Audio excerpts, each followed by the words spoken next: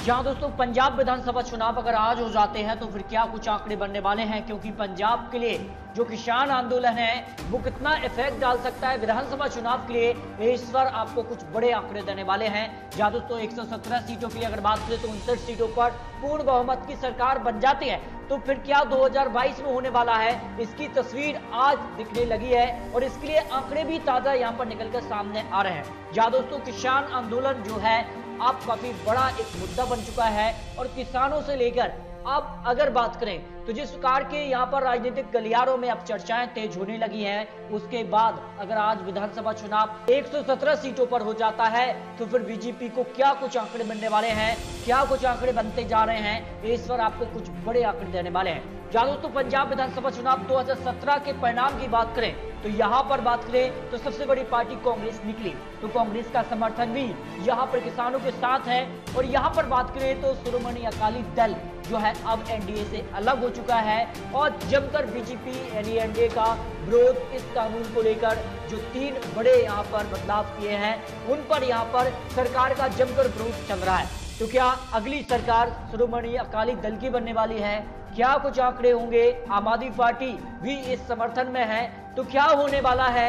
पंजाब विधानसभा चुनाव पर कुछ बड़े एक्सपर्ट ने कुछ बड़े आंकड़े रखे हैं। जहां दोस्तों एक एक यहाँ पर जिले की आपको जानकारी आखिर में ओपिनियन पोल, आखिर 117 सीटों पर किसकी बनने वाली सरकार, क्या आम आदमी पार्टी या फिर बीजेपी या फिर शिरोमणि अकाली दल या फिर कांग्रेस की ही रहेगी सरकार, इस पर आपको कुछ बड़े आंकड़े और सटीक विश्लेषण देने वाले हैं। जहां दोस्तों सबसे पहले बात करते हैं गुरदासपुर की 7 सीटों पर जो आंकड़े निकल कर आ रहे हैं। 2 सीटें यहाँ पर कांग्रेस के लिए, यहाँ पर बात करें तो 2 सीटें यहाँ पर अकाली दल के लिए और 1 सीट आम आदमी पार्टी और 2 सीटें बीजेपी के खाते में जाने की संभावना यहाँ पर दिखाई गई है। होशियारपुर की बात करें तो 7 सीटों में से 1 सीट कांग्रेस के लिए, 3 सीट यहाँ पर शिरोमणि अकाली दल और यहाँ पर 2 सीटें, 1 सीट यहाँ पर बीजेपी के खाते में जा सकती है। जालंधर की 9 सीटों की बात करें तो 1 सीट यहाँ पर कांग्रेस के लिए, यहाँ पर कांग्रेस को फायदा होता नजर नहीं आ रहा जिस प्रकार के हालात और आंकड़े दिख रहे हैं, और सबसे ज्यादा फायदा शिरोमणि अकाली दल के लिए हो रहा है। जिस प्रकार से एनडीए से अलग हुए उसका साफ तौर पर असर दिखाई दे रहा है। और यहाँ पर 3 सीट उनके लिए, आम आदमी पार्टी को 2 और 3 सीट बीजेपी के खाते में,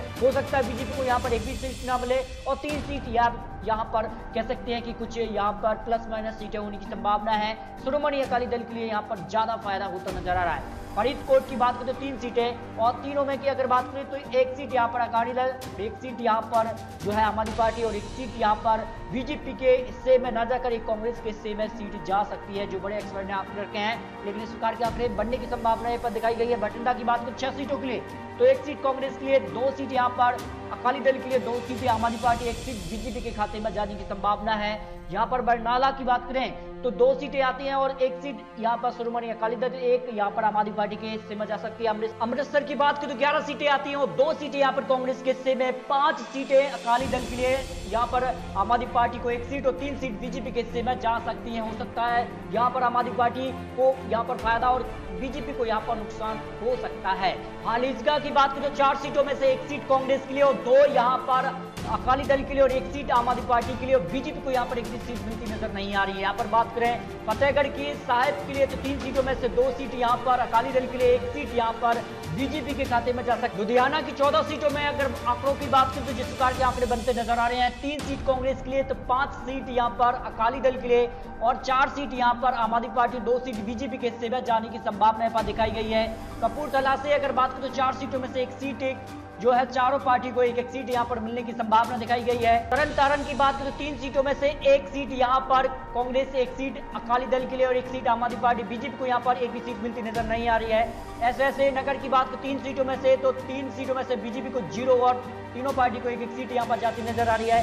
संगरूर की 8 सीटों की बात करें तो 2 सीट यहाँ पर कांग्रेस के लिए, 3 सीटें यहाँ पर अकाली दल और 1-1 सीट यहाँ पर आम आदमी पार्टी और 1 सीट बीजेपी के हिस्से में जाने की संभावना है।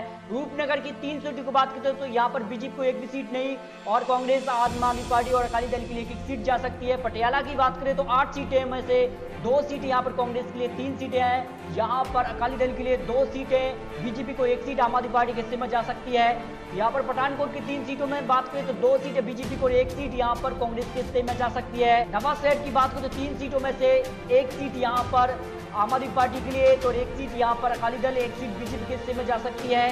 मुक्तसर की बात करें तो 4 सीटों में से 1 सीट यहाँ पर कांग्रेस की है, 2 सीटें आम आदमी पार्टी को और 1 सीट बीजेपी के हिस्से में जा सकती है। मोगा से 4 सीटों की बात करें तो 1 सीट यहाँ पर कांग्रेस को, 2 सीट यहाँ पर अकाली दल और 1 सीट बीजेपी के हिस्से में जा सकती है।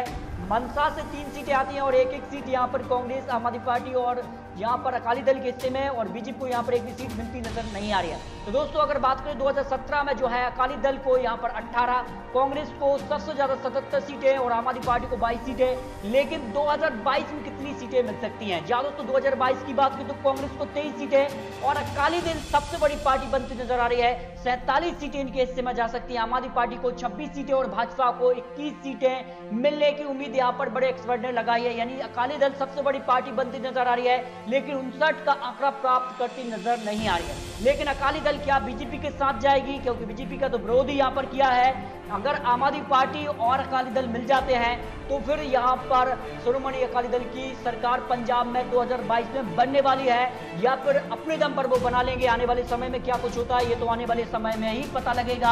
आखिर किसानों का जो बड़ा मुद्दा है, इसके बाद बीजेपी क्या कुछ आंकड़ा खेलेगी पंजाब विधानसभा चुनाव से पहले, ये तो आने वाला समय ही बताएगा। दोस्तों आपको क्या लगता है पंजाब में अगली सरकार किसकी बनने वाली है? अपनी राय कमेंट बॉक्स में रखिए और इसी प्रकार की लेटेस्ट अपडेट पाने के लिए भी चैनल को सब्सक्राइब कीजिए। तो मिलते हैं दोस्तों और सटीक जानकारी के साथ, तब तक के लिए जय हिंद, जय भारत।